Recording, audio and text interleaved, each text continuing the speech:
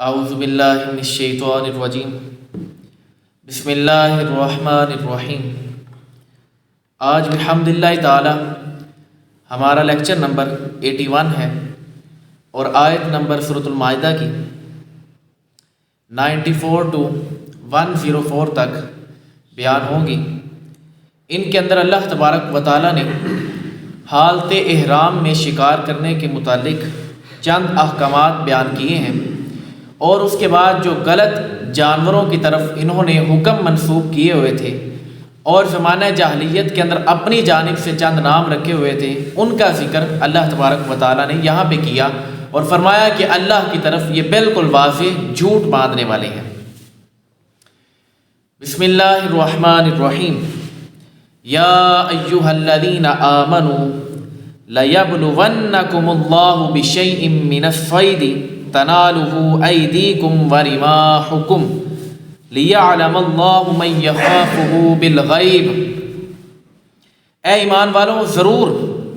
اللہ ان شکاروں کے ذریعے جن تک تمہارے ہاتھ اور نیزے پہنچ سکیں گے تمہارا امتحان کرے گا، تاکہ اللہ ان لوگوں کی پہچان کرا دے جو اس سے بن دیکھے ڈرتے ہیں، غیب سے ڈرتے ہیں، یعنی اللہ تبارک و تعالیٰ کو دیکھا نہیں ہے، اس کے باوجود اللہ سے وہ ڈرتے ہیں۔ اس کا واقعہ اس طرح ہے کہ 6 ہجری کو صلح حدیبیہ کے اندر صحابہ کرام علیہم رضوان نے حالت احرام کے اندر تھے۔ اب حتیٰ کہ جانور جو تھے، پرندے، وہ یہاں تک منڈلائے، یعنی سر پہ، اور عام ان کو جانور مل رہے تھے، لیکن حکم خداوندی یہ تھا کہ تم نے حالت احرام کے اندر شکار نہیں کرنا۔ اب یہ امتحان تھا کہ حالت احرام ہے اور شکار بھی بہت زیادہ ہے، بالکل عین اسی وقت پہ مال و مال آئی جا رہا ہے۔ تو اس صورت کے اندر صحابہ کرام علیہم رضوان نے اپنے آپ کو روکے رکھا اور تقوی کے اندر رہے، پرہیزگاری کے اندر رہے۔ تو اللہ تبارک و تعالیٰ نے کہا کہ یہ ان کی شان و عظمت ہے کہ ان سے ہم نے امتحان بھی لیا اور وہ اس میں بھی کامیاب ہو گئے۔ تو یہاں پہ فرمایا کہ لوگوں کی پہچان کرا دیں جو اس سے بن دیکھے ڈرتے ہیں، یعنی اللہ تبارک و تعالیٰ کو دیکھا نہیں، اس کے باوجود اس کے جو حکم ہے ان کی تکمیل کر رہے ہیں۔ فَمَنِ اعْتَدَىٰ بَعْدَ ذَلِكَ فَلَهُ عَذَابٌ عَلِيمٌ۔ پھر اس ممانت کے بعد جو حد سے بڑھے، یعنی اب یہ جو ممانت آ گئی، اس کے بعد جو حد سے بڑھے تو فَلَهُ عَذَابٌ عَلِيمٌ، تو اس کے لیے دردناک عذاب ہے۔ تو جس کو پتہ چل گیا کسی مسئلے کا، اس کے بعد وہ بندہ اس میں حد سے بڑھے گا تو اس کے لیے دردناک عذاب بھی رکھا گیا۔ یا ایہا الذین آمنوا لا تقتلوا الصید وانتم حرم۔ اے ایمان والو، حالت احرام میں شکار کو قتل نہ کرو۔ شکار کرنے سے حالت احرام کے اندر منع کر دیا گیا، اور اس کے بعد فرمایا وَمَنْ قَتَلَهُ مِنْكُمْ مُتَعَمِّدًا فَجَزَاءٌ مِثْلُ مَا قَتَلَ مِنَ النَّعَمِ يَحْكُمُ بِهِ ذَوَا عَدْلٍ مِّنْكُمْ۔ اور تم میں جو اسے قصداً قتل کرے تو اس کا بدلہ یہ ہے کہ مویشیوں میں سے اسی طرح کا وہ جانور دے دے جس کی شکار کی مثل ہونے کا تم میں سے 2 عادل بندے اس جانور کو معتبر قرار دے دیں، یعنی 2 عادل ترین بندے، عادل یعنی انصاف پسند بندے، اس جانور کو اسی کا نسبت کا کہہ دیں۔ تو یہ جب بندے گواہی ڈال جائے گی تو اس کے بعد وہ بندہ اس کے حق میں وہ جو دم اس کے اوپر لازم ہوا، اس کے عوض جو اس نے حالت احرام میں جان بوجھ کر شکار کیا ہے، تو اس چیز کا جو اب اس کو وبال ہوگا وہ یہ ہے کہ جانور اب اسی کی مثل لے گا، اور جو لوگ ہیں وہ 2 لوگ وہاں کے رہنے والے جو وہاں کے قریبی ہیں، ان سے اگر وہاں قریبی کوئی نہیں ملتا تو جو اس کے سب سے زیادہ قریب شہر ہے وہاں پہ جائے گا اور ان سے پتہ کروائے گا کیا اس کی مثل اسی شکار کی طرح ہے کہ جس کو میں نے مارا تھا، تو اب اس میں سے وہ صدقہ کرے گا، اور اس ہدی کو وہ لے کے، یعنی اس جانور کو وہ لے کے جائے گا اور حرم کے اندر جا کے اب اس کو ذبح کرے گا اور اس کو صدقہ کرے گا۔ یہ ایک صورت۔ اور فرمایا کہ ہدیم بالغ الکعبہ، یہ کعبے کو پہنچتی ہوئی قربانی ہو، یعنی اب یہ قربانی جو اس نے تیار کی یہ کعبے کو پہنچتی ہو، وہاں پہ جا کے قربانی دی جائے گی۔ او کفارۃ طعام مساکین، یا چند مسکینوں کا کھانا کفارے میں دے دیں۔ چند مسکینوں کا کھانا یعنی کہ اگر بندہ انہی قربانی کے اندر سے مسکینوں کو بندہ کھانا وغیرہ دے سکتا ہے، وہ بھی اس میں سے احکام داخل ہو جائیں گے۔ اس کے بعد فرمایا کہ او عدل ذالک صیاما لیذوق وبال امری، اور یا اس کے برابر روزے تاکہ وہ اپنے کام کا وبال چکھے۔ یعنی اب جتنا وہ صدقہ تھا نا، اگر ایک ایک کو صدقہ پورا آ رہا ہے، اب اگر وہ صدقہ نہیں دینا چاہتا، صدقہ جو دے گا وہ صدقہ فطر کی مقدار کا ہوگا، اگر وہ نہیں دینا چاہتا پھر اس کے برابر وہ روزے رکھنا شروع کر دے اور اسی کی نسبت وہ بندہ روزے رکھے گا۔ یہ ساری وہ صورتیں بیان ہو رہی ہیں کہ جب بندہ حالت احرام کے اندر ہو اور اس نے جان بوجھ کر قتل کیا تو اس کے لیے یہ صورت ہے کہ سب سے پہلے تو اسی کی مثل کا ایک جانور خریدے گا اور وہاں پہ 2 عادل بندوں سے اس کی گواہی لے گا، کیا یہ اسی جانور کی مثل ہے جس کو میں نے مارا تھا، قتل کر دیا تھا، پہلی صورت۔ پھر فرمایا کہ اب وہ جو قربانی لے گا وہ حرم میں لے جائے، وہاں جا کے ذبح کرے گا، وہ ذبح کروا کے فقراء میں تقسیم ہو جائے گی۔ اب اگر وہ نہیں کر سکتا تو پھر اس کے بعد یہ صورت ہے کہ صدقہ دے اور ایک ایک مسکین کو صدقہ فطر دے دے، فطر کی مقدار۔ اگر وہ بھی نہیں کر سکتا تو اس کے بعد پھر ترتیب وار جتنا جتنا ان کو روزہ دینا تھا صدقہ فطر کی مقدار، اب اس میں سے وہ بندہ او عدل ذالک صیاما لیذوق وبال امری، برابر برابر اب روزے رکھنا شروع کر دے۔ عفا اللہ عما سلف، اللہ نے پہلے جو کچھ گزرا اسے معاف فرما دیا۔ اس کے بعد فرمایا ومن عاد فینتقم اللہ منہ، اور جو دوبارہ کرے گا تو اللہ اس سے انتقام لے گا، یعنی اب جان بوجھ کے دوبارہ سے دوبارہ اب غلطی کرے گا تو اس سے پھر اللہ تبارک و تعالیٰ بدلہ لے گا۔ واللہ عزیز ذو انتقام، اور اللہ غالب ہے، بدلہ لینے والا ہے۔ یعنی اگر کوئی بندہ دوبارہ غلطی کرے گا پھر اللہ تبارک و تعالیٰ اس سے بدلہ بھی لے گا۔ یہ جتنا باب ہے یہ سارا کا سارا خشکی جانوروں کے بارے میں ہے، جو دریا میں ہوتے ہیں جانور ان کی اجازت ہے، وہ اگلی آیات کے اندر آئے گا۔ اور مچھر، پسو، یہ چھوٹے چھوٹے جو جانور ہوتے ہیں جانور نما، یعنی ان کو جو آئیں گے، چیونٹی، مکھی، ان سب کو اگر کوئی بندہ مار دیتا ہے تو یہ اس کے لیے جائز ہے، اس کے اندر یہ مارنا بھی بالکل معاف ہے وہاں پہ۔ اس کے باوجود وہاں پہ کاٹنے والا کتا ہو، بچھو ہے یا چیل ہے، چوہا ہے، اب یہ والے جو جانور ہیں، بیڑیا ہے، سانپ ہے، یہ جتنے اب خطرناک جانور ہیں، ان جانوروں کو احادیث میں فواسق فرمایا گیا، یعنی احادیث کے اندر اس کے بارے میں آیا کہ یہ سارے کے سارے جانور فواسق ہیں، فا واو الف سین قاف، ان کو اس کے ساتھ تعبیر کیا گیا اور ان کے قتل کی اجازت دی گئی ہے، تو ان کو بندہ مار سکتا ہے اگر وہاں پہ مجبوری کے۔ لیکن اگر خشکی جانوروں کو مارے گا، کوئی جانور کو مار دیا تو اس کو بدلہ دینا پڑے گا، جو آیت کے اندر بالکل واضح طور پہ آ گیا ہے۔ اس کے بعد فرمایا احل لکم صید البحر وطعامہ متاعا لکم وللسیارہ، تمہارے اور مسافروں کے فائدے کے لیے، اب یہ 2 صورتوں کے اندر فائدہ حاصل کیا، مسافروں کے لیے بھی اور تمہارے، یعنی کہ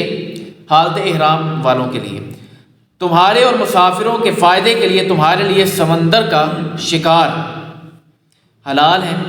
اور فرمایا کہ وحرم علیکم صید البر ما دمتم حرما، اور اس کا کھانا حلال کر دیا گیا ہے جب تک تم احرام کی حالت میں ہو، تب تک تم پر خشکی کا شکار حرام کر دیا گیا۔ دریا کا جو شکار ہے وہ بندہ کر سکتا ہے، خشکی کے جو جانور ہیں ان کا بندہ، یعنی جو یہاں پہ ایک چیز یاد رکھنی ہے کہ جو بندہ جو جانور خشکی میں پیدا ہوا ہے وہی خشکی سے اطلاق رکھے گا، اور جو جانور دریا کے اندر پیدا ہوا ہے اس کو تعبیر بھی اسی کے ساتھ کیا جائے گا۔ یہ نہیں کہ ایک بندہ ادھر تھا خشکی کے جانوروں میں شامل تھا، اب وہ چلا جائے دریا کے اندر ملا تو اب اس کو وہاں پہ مار دیا، تو یہ اس کے جائز ہونے کی دلیل نہیں ہوگی۔ جدھر وہ پیدا ہوا ہے وہیں پہ اس کے احکامات اس کے اوپر فالو کیے جائیں گے۔ واتقوا اللہ الذی الیہ تحشرون، اور اللہ سے ڈرو جس کی طرف تمہیں اٹھایا جائے گا، اللہ تبارک و تعالیٰ سے ڈرو جس کی طرف تم نے اٹھایا جانا ہے۔ جعل اللہ الکعبۃ البیت الحرام قیاما للناس والشہر الحرام والہدی والقلائد، اللہ نے ادب والے گھر کعبہ کو اور حرمت والے مہینوں کو، یہ جو 4 مہینے، اور حرم کی طرف لے جانے والی قربانی کو، اور ان جانوروں کو جن کے گلے میں پٹا ہوتا ہے نشانی کے طور پہ، ان کے حج کے جو جانور ہیں ان کے لیے نشانی لٹکائی ہوئی ہو، ان سب کو لوگوں کے قیام کا ذریعہ بنا دیا۔ یہ اللہ تبارک و تعالیٰ نے تمہارے لیے ایک آزادی رکھی، اسی وجہ سے کہا کہ جو بھی خوف زدہ ہے وہ وہاں پہ پناہ لے لے تو اس کے لیے امن ہے، کوئی ضعیف ہے، کمزور ہے، وہاں پہ جائے تو اس کے پاس طاقت آ جائے گی، قوت آ جائے گی. وہ ایک جگہ ہی ایسی امن والی ہے اور بڑی نعمت ہے، تو اس وجہ سے وہاں پہ کہا گیا کہ ان سب کے لیے وہاں پہ حرمت ہے. ذالک لتعلموا ان اللہ یعلم ما فی السماوات وما فی الارض، یہ اس لیے ہے کہ تاکہ تم یقین کر لو کہ اللہ جانتا ہے اور جو کچھ آسمانوں میں ہے اور جو کچھ زمین میں ہے. یعنی تم لوگ جو کچھ کر رہے ہو نا، چھپ کے ظاہر، یہ سب کچھ اللہ تبارک و تعالیٰ جانتا ہے، چاہے وہ زمین کے اندر ہو رہا ہے چاہے آسمان کے اندر. وَأَنَّ اللَّهَ بِكُلِّ شَيْءٍ عَلِيمٌ، اور یقین کر لو کہ اللہ سب کچھ جانتا ہے. دوبارہ آیا اور یہ تاکید کے لیے آیا کہ یقین کر لو کہ اللہ تبارک و تعالیٰ سب کچھ جانتا ہے. اعلموا ان اللہ شدید العقاب، جان رکھو کہ اللہ سخت عذاب دینے والا ہے. یہ اللہ نے اپنا اوصاف بیان کیے، صفت کو بیان کیا کہ میں اگر کوئی بندہ غلط کام کرے گا تو وہ میرے عذاب سے ڈرے. وَأَنَّ اللَّهَ غَفُورٌ رَحِيمٌ، اور بے شک اللہ بخشنے والا مہربان بھی ہے، اور جو اچھا کام کرے گا اور توبہ کی طرف آ جائے گا تو ہم اس کو بخش بھی دیں گے. یہ بھی اللہ تبارک و تعالیٰ نے بالکل اس کے اندر واضح فرما دیا. ما علی الرسول الا البلاغ، پچھلے جتنے احکامات تھے ان کے بارے میں فرمایا کہ رسول پر تو صرف اور صرف تبلیغ لازم ہے. واللہ یعلم ما تبدون وما تکتمون، اور اللہ جانتا ہے جو تم ظاہر کرتے ہو اور جو تم چھپاتے ہو. یہ اللہ تبارک و تعالیٰ سے تو تم چھپا نہیں سکتے، تو اللہ تو ہر چیز کو جانتا ہے. قل لا یستوی الخبیث والطیب، وہی بات تم فرما دو اے حبیب کہ گندا اور پاکیزہ برابر نہیں ہے، نیک اور بد برابر نہیں ہے، علم والا اور غیر علم والا برابر نہیں ہے. تو یہاں پہ فرمایا کہ گندگی والا اور پاکیزہ یہ دونوں برابر نہیں ہو سکتے. وَلَوْ أَعْجَبَكَ كَثْرَةُ الْخَبِيثِ، اگرچہ گندے لوگوں کی کثرت تمہیں تعجب میں ڈال دے، یعنی گندے لوگوں کی کثرت تمہیں تعجب، اب ان کی کثرت اتنی زیادہ ہو گئی ہے. یعنی اب آپ انڈسٹری کے اندر دیکھیں، فلمیں ڈرامے بنانے والوں کی کثرت اتنی ہے کہ ہمارے بچوں کے اندر وہ چیز گھس چکی ہے کہ ہم نے اب وہی کام کرنا ہے، ہمارے دلوں کے اندر جو جذبات ہیں وہی کام ہے. تو فرمایا کہ اگرچہ گندے لوگوں کی کثرت تمہیں تعجب میں ڈال دے، اس کے باوجود بھی نیک اور بد کبھی برابر نہیں ہو سکتا. تو یہ بات آپ نے یاد رکھنی. اس کے بعد فرمایا کہ فاتقوا اللہ، اللہ سے ڈرتے رہو، یا اولی الالباب، اے عقل والوں، لعلکم تفلحون، تاکہ تم فلاح پا جاؤ. تو یہاں پہ اللہ تبارک و تعالیٰ نے اس کے بارے میں تاکید کی کہ اگر فلاح پانا چاہتے ہو تو پھر آخرت کی محبت اپنے دلوں کے اندر ڈال لو، اس کے لیے تیاری کرنا شروع کر دو. جس کے متعلق مسند احمد کے اندر ایک حدیث ہے، حضرت ابو موسیٰ اشعری رضی اللہ تعالی عنہ روایت فرماتے ہیں نبی علیہ السلام نے ارشاد فرمایا، جس نے اپنی دنیا سے محبت کی اس نے اپنی آخرت کو نقصان پہنچایا، جس نے اپنی آخرت سے محبت کی اس نے اپنی دنیا کو نقصان پہنچایا. یہ نبی علیہ السلام فرما رہے ہیں. اور فرمایا بس تم فنا ہو جاؤ،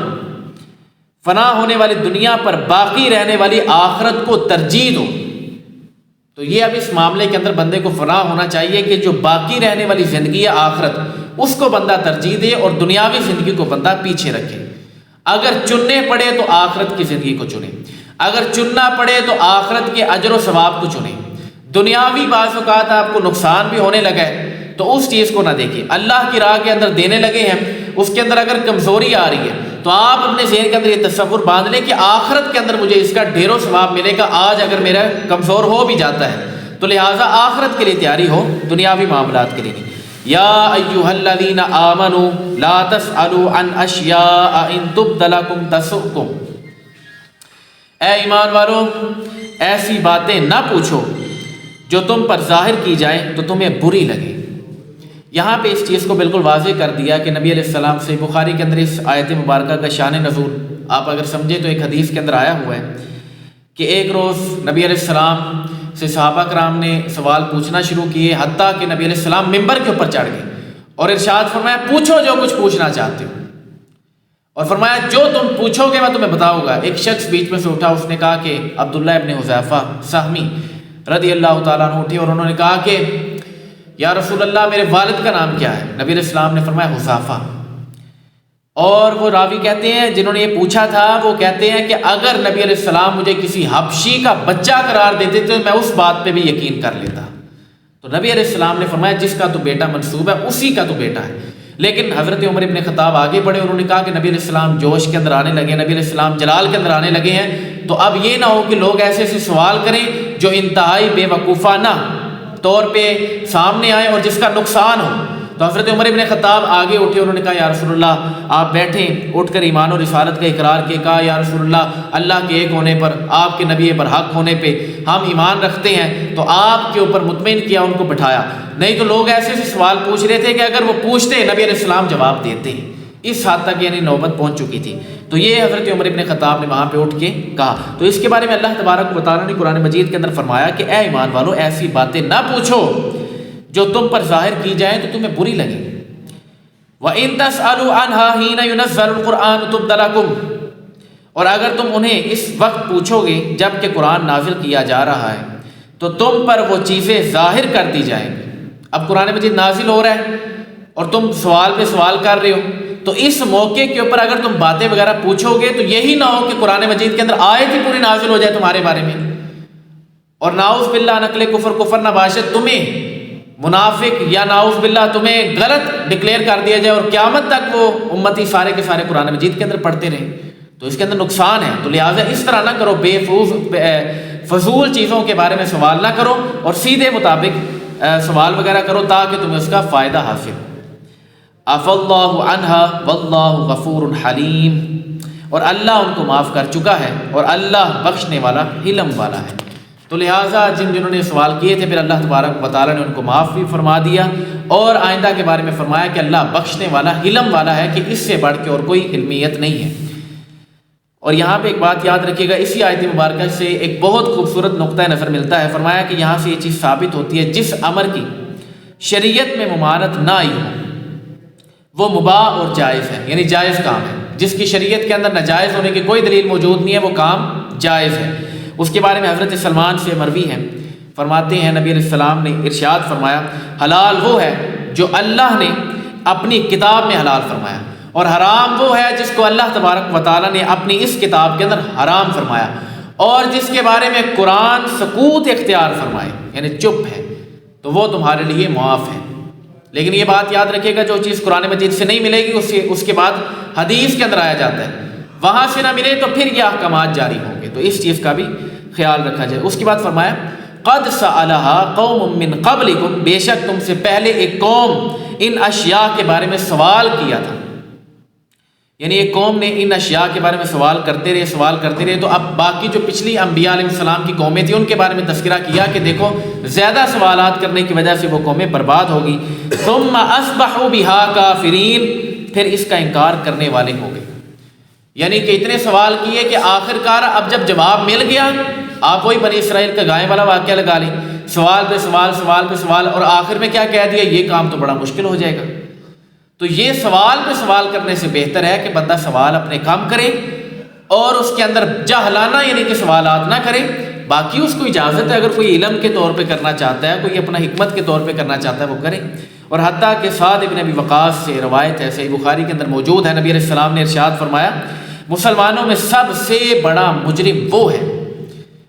جس نے ایسی چیز کے بارے میں سوال کیا کہ جو اسلام کے اندر حرام تھی، اور اس کے یعنی اسلام کے اندر وہ حرام نہ تھی، جائز تھی، لیکن اس کے سوال کرنے کی وجہ سے وہ چیز حرام ہو گئی۔ فرمایا وہ سب سے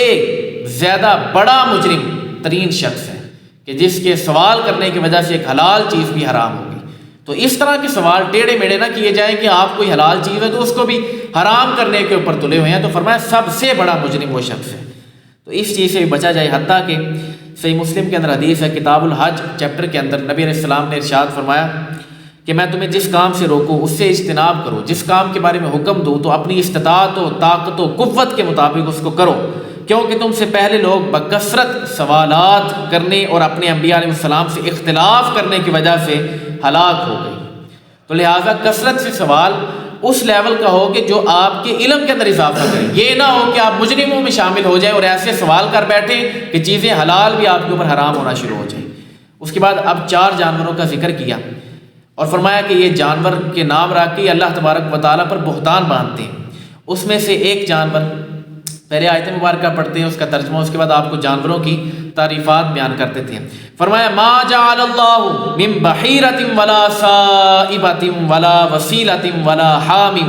ولکن الذین کفروا یفترون علی اللہ الکذب،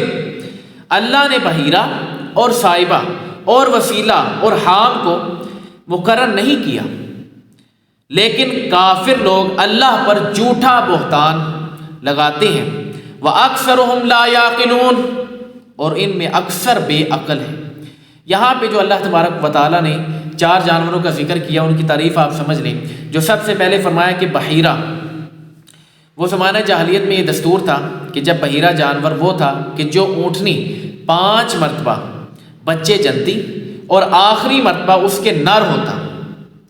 اب اس کے بعد نہ اس سے وہ کوئی کام کرواتے، اس کو بلکہ پانی بھی دیتے، پینے کے لیے بھی دیتے اور اس کو کھانا بھی دیتے، اس کے بعد اس کو آزاد چھوڑ دیتے۔ یہ اس کی ایک فضیلت انہوں نے قرار دے دی کہ اس نے 5 بچے جن لیے اور جو آخر میں جنا ہے وہ نر جنا ہے۔ اور اس کے بعد فرمایا کہ صائبہ وہ اونٹ تھا، وہ جانور تھا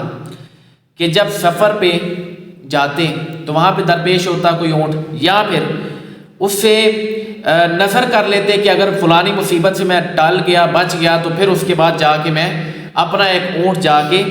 صائبہ کر دوں گا۔ اور صائبہ سے مراد یہ ہوتا تھا کہ وہ بھی اسی کی طرح، یعنی جو پہلا جانور بیان ہوا بحیرہ، اسی کی طرح وہ بھی حرام قرار دے دیا جاتا تھا، یعنی نہ اس سے اب کوئی نفع اٹھانا، نہ اس سے کام کروانا، نہ کوئی کاروبار، کوئی کام کاج اس سے نہیں کروانا۔ اس کے بعد تیسرا جانور بیان کیا، کہا کہ وسیلہ وہ یہ تھا کہ جب بھی کوئی بکری 7 بچے جن لیتی، اگر تو اس کے بعد نر جانور جنتی تو وہ مرد کھا جاتا، یعنی مرد اس کو پکا کے کھا لیتے، اور اگر وہ مادہ جنتے تو اس صورت کے اندر اس کو بکریوں کے درمیان ہی چھوڑ دیا جاتا، اور اگر اس کے بعد یہ صورت نہ بنتی لیکن نر اور مادہ دونوں ہی پیدا ہو جاتے تو وہ دونوں کو ساتھ ہی رکھ لیتے اور کہتے کہ یہ اس کو، یعنی مادے کو ایک بھائی مل گیا ہے، نر مل گیا ہے، تو اس صورت کے اندر اس کی بھی حفاظت کیا کرتے اور اس کو وسیلے کے ساتھ تعبیر کرتے۔ اور حام جانور وہ تھا کہ جس پر اونٹنی کا کو گابن کروا لیا جاتا، یعنی کہ حاملہ رہتی اور اس کے بعد 10 مرتبہ وہ اونٹنی حاملہ ہوئی ہوتی تو اس کو چھوڑ دیتے، نہ اس پر سواری کرتے، نہ اس سے کام لیتے، نہ اس کو چارے اور پانی سے روکتے، اس کو وہ کہتے تھے کہ یہ جانور حامی ہے، یعنی حام، اس کو قرآن مجید کے اندر تعبیر کیا گیا۔ اور یہ فرمایا کہ یہ جتنے جانور تھے یہ سارا کا سارا فراڈ کے اوپر مبنی تھا کام، یہ اللہ تبارک و تعالیٰ کے اوپر ایک بہتان تھا، حتیٰ کہ صحیح بخاری اور صحیح مسلم کے اندر بحیرہ اور صائبہ کے بارے میں آیا، فرمایا بحیرہ وہ ہے جس کا دودھ بتوں کے لیے روکتے تھے، کوئی اس جانور سے فائدہ نہیں لے سکتا تھا، یعنی کہ دودھ کے طور پہ دودھ نہیں اس کا نکالا کرتے تھے، وہ بتوں کے لیے خاص تھا۔ اور صائبہ وہ جانور تھا کہ جو اپنے بتوں کے لیے چھوڑ دیتے تھے، کوئی ان سے کام نہ لیتا تھا، یعنی کسی قسم کا پھر اس سے کام نہیں لیا جاتا تھا، اس کو چھوڑ دیا گیا تھا اپنے بتوں کی خاطر۔ تو یہ ان کی تعبیرات تھیں۔ تو فرمایا کہ اللہ تبارک و تعالیٰ پھر انہوں نے جھوٹ باندھا ہے، حتیٰ کہ فرمایا وَإِذَا قِيلَ لَهُمْ تَعَالَوْا إِلَىٰ مَا أَنزَلَ اللَّهُ وَإِلَى الرَّسُولِ قَالُوا حَسْبُنَا مَا وَجَدْنَا عَلَيْهِ آبَاءَنَا، اور جب ان سے کہا جائے کہ جو اللہ نے نازل فرمایا اس کی طرف اور اس کے رسول کی طرف آؤ، تم کہتے ہیں، وہ اب آگے سے جواب دیتے ہیں، قَالُوا حَسْبُنَا مَا وَجَدْنَا عَلَيْهِ آبَاءَنَا، جواب کیا دے رہے ہیں کہ ہمیں وہی کافی ہے جس پر ہمارے آباء و اجداد کو ہم نے پایا، یعنی باپ دادا نے جس طرح کا پڑھایا اسی طرح ہم چلیں گے، کوئی دین کی بات نہیں سننی، دین کو کوئی ترجیح نہیں، باپ دادا نے جو کہہ دیا بس اسی طرح چلنا ہے۔ اور یہودی اسی چیز کے اوپر تھے 300 سال تک، کہا انہوں نے جواب جب کیا نا کہ ایمان لے آؤ، تو وہ کہتے 300 سال سے ہمارے آباء و اجداد ایک دین پر قائم ہیں اور آپ آ کے نئی شریعت پڑھا رہے ہیں، تو اس طرح نہیں ہوتا۔ فرمایا کہ وہ اب آگے سے جواب ہی دیتے ہیں کہ ہمارے باپ دادا بھی اسی پر تھے، تو اللہ تبارک و تعالیٰ نے فرمایا اولو کان آباؤہم لا یعلمون شیئا ولا یہتدون، کیا اگرچہ ان کے باپ دادا نہ کچھ جانتے ہو اور نہ انہیں ہدایت ہو، اس کے باوجود بھی تم اسی کے دین کے اوپر ہو، یعنی نہ ان کے پاس کوئی ہدایت ہے، نہ وہ کوئی چیز جانتے ہیں، اس کے باوجود بھی تم انہی کے پیچھے لگے ہو، انہی کو مان رہے ہو اپنا رہنما، انہی کو اپنا پیر و مرشد ہر چیز قرار دے دیا ہے۔ تو فرمایا کہ ان چیزوں کے اندر سے نکلو، بلکہ ہدایت جس کو اللہ تبارک و تعالیٰ نواز دے، تو باپ بیٹے کا اس کے اندر کوئی رشتے والی بات نہیں ہے، کبھی کبھی باپ حق کی جانب آ جاتا ہے اور بیٹا مخالف سمت کے اندر آ جاتا ہے، اور یہ جنگوں کے اندر ہے. غزوہ بدر کے اندر ایک جانب اگر باپ تھا تو دوسری جانب بچہ تھا. غزوہ احد کے اندر ایک جانب اگر کوئی رشتہ دار تھا تو دوسری جانب سارے کے سارے رشتہ داریاں آپس میں ملتی تھی. باپ دادا کے رشتے تھے اور بیٹے کے رشتے تھے، وہ سارے کے سارے مخالف سمت کے اندر تھے. تو انہوں نے اس چیز کو اپنا آڑ نہیں بنایا، بلکہ کہا کہ جس طرح دین حق ہمیں کہے گا ہم اسی کے مطابق اپنی زندگی گزاریں گے. تو لہٰذا اپنی زندگی کو اسی کے مطابق گزارا جائے. اللہ تبارک و تعالیٰ ہمیں حق پر قائم رہنے کی توفیق عطا فرمائے. وما علینا الا البلاغ المبین.